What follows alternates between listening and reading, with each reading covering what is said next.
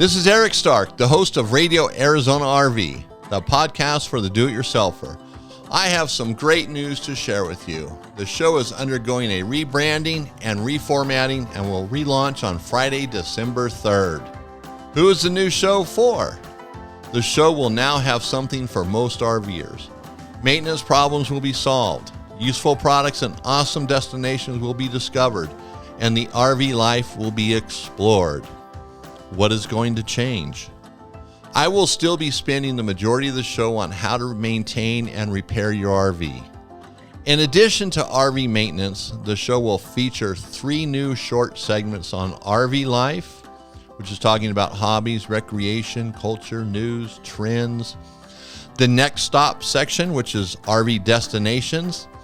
And then finally, RV envy. So this is about products for your RV, new, cool, and useful. And what is in a new show without a new website? We're also launching our new website, thesmartrver.com. And you guessed it, the new podcast name will be the Smart RVer Podcast with Eric Stark. Take a listen to the all-new Smart RVer Podcast on December 3rd when the first new episode comes out, number 89, From the Twilight Zone to Arizona.